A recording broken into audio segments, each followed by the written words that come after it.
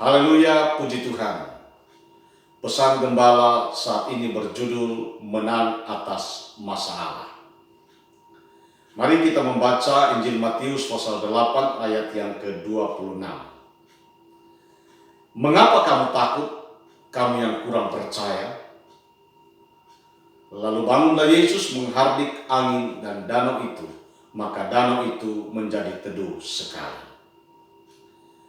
Bapak Ibu Saudara yang dikasihi Tuhan, hidup di dalam Tuhan bukan berarti kita bebas dari masalah.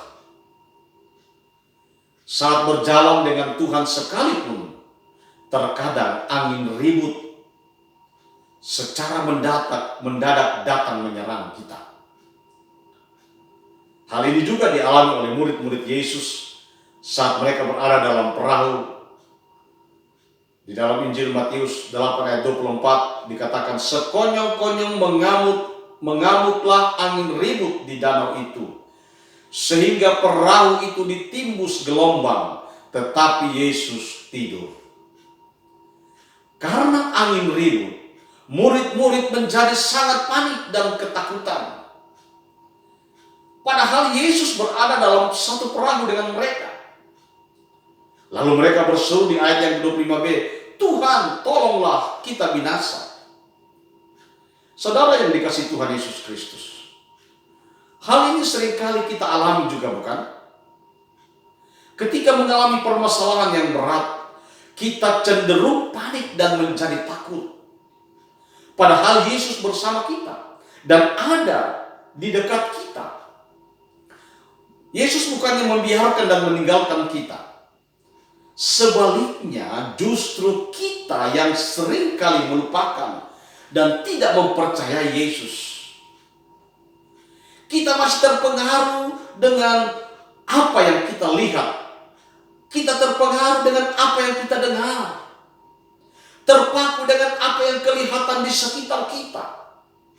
Dan itu berarti kita tidak berjalan dengan iman. Akibatnya apa, saudara yang dikasihi Tuhan Yesus Kristus? Kita mudah stres. Kita mudah putus asa.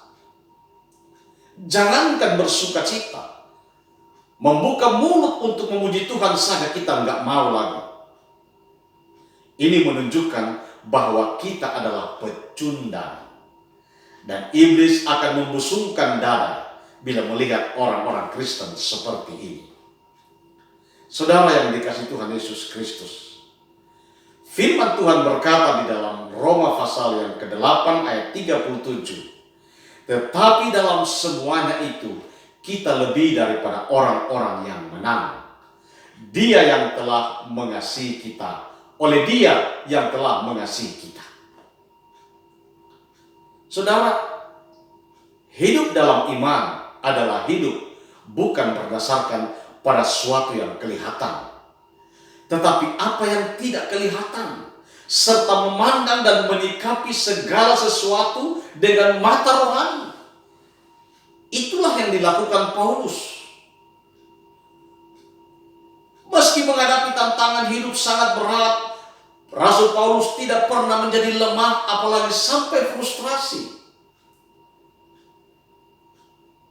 Itulah yang dia katakan, hidup kami ini adalah hidup karena percaya, bukan karena melihat. 2 Korintus 5 ayat 7.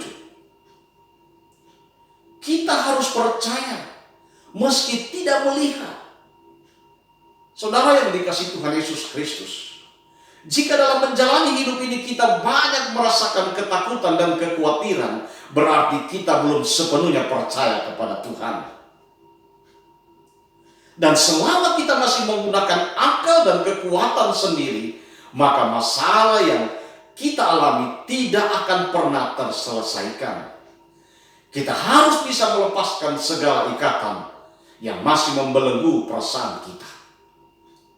Bapak Ibu Saudara yang dikasihi Tuhan Yesus Kristus, dalam Mazmur pasal 20 ayat 7, di sana dikatakan, sekarang aku tahu bahwa Tuhan memberi kemenangan kepada orang yang diurapinya dan menjawabnya dari sorganya yang kudus dengan kemenangan yang gilang gemilang oleh tangan kanannya. Tuhan mengizinkan kita berada dalam masa-masa genting untuk melatih otot iman kita. Saudara yang dikasih Tuhan, biasanya bila sudah terjepit dan kita sudah babak belur, kita sudah tidak berdaya, maka baru kita mau berseru, berserah dan percaya kepada Tuhan Yesus.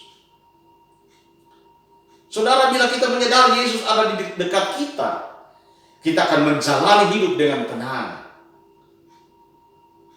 Memang secara kasat mata kita tidak melihat Yesus, tetapi Roh Kudus ada di dalam kita. Sebesar apapun badai menyerang, kita tetap mampu melewatinya, karena Roh yang ada di dalam kita lebih besar dari segalanya. Nah, saudara yang dikasih Tuhan Yesus Kristus, langkah apa yang harus kita lakukan supaya kemenangan yang dijanjikan Tuhan menjadi kenyataan dalam hidup kita? Yang pertama, setia dan tekun membaca firman Tuhan. Saudara, jangan anggap ringan perihal membaca Alkitab. Mungkin kita berkata, pasti bisa saya lakukan. Namun seberapa lama kita konsekuen dan konsisten untuk melakukan membaca firman? Berapa lama kita baca firman setiap hari? Alkitab adalah firman, dan firman itu Yesus. Ketika kita membaca firman-Nya dan memasukkan dalam hati dan pikiran, Yesus pun masuk ke dalam hati dan pikiran kita. Yang kedua, berdoa dengan sungguh-sungguh. Kalau saya bertanya, sudahkah kita berdoa? Tentunya serempak kita akan berkata, oh sudah. Tetapi doa yang bagaimana? Alkitab berkata dalam Yakobus 5 ayat 16b, doa orang yang benar bila dengan yakin didoakan, sangat besar kuasanya. Saudara yang dikasih Tuhan, doa orang yang hidupnya benarlah yang diperhatikan dan didengar Tuhan. Jikalau Tuhan sepertinya tidak memperhatikan dan tidak segera menjawab doa kita, bisa jadi itu karena dosa kita. Dalam Yesaya pasal 59 ayat 1 dan 2 dikatakan, sesungguhnya tangan Tuhan tidak kurang panjang untuk menyelamatkan, dan pendengarannya tidak kurang tajam untuk mendengar. Tetapi yang merupakan pemisah antara kamu dan Allahmu ialah kejahatanmu, dan yang membuat dia menyembunyikan diri terhadap kamu sehingga ia tidak mendengar ialah segala dosamu. Saudara, jadi yang kedua, berdoalah dengan sungguh-sungguh. Yang ketiga, hidup dalam pertobatan yang sungguh. Bertobat berarti menanggalkan manusia lama dan mengenakan manusia baru. Atau orang biasa katakan menjadi ciptaan yang baru. Dan itu harus terjadi setiap hari. Pertobatan adalah kehendak Tuhan yang utama.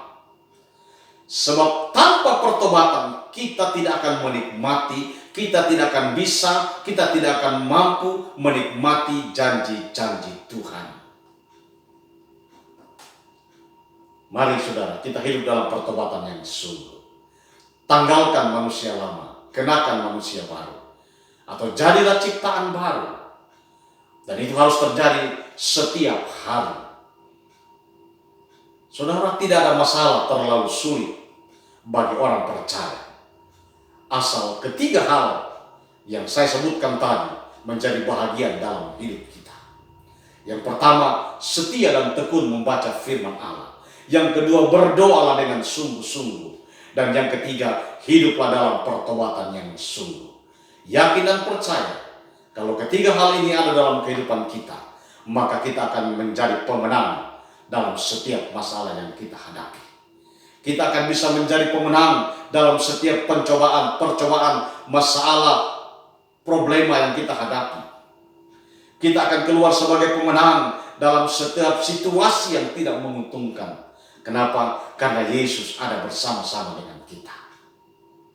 Karena kita tahu Dia ada. Dia hidup dalam kita. Karena kita tahu Dia tidak pernah meninggalkan kita. Haleluya, puji Tuhan. Menanglah atas persoalan. Menanglah atas masalah.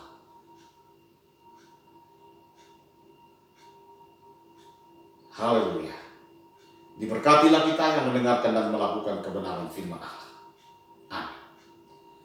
Bapak Ibu Saudara yang dikasihi Tuhan, kalau Bapak Ibu Saudara diberkati melalui pesan gembala saat ini, maka bagikanlah pesan gembala ini kepada teman, kepada saudara, atau kepada siapa saja, supaya mereka juga diberkati dan dilawat oleh Tuhan. Tuhan Yesus memberkati.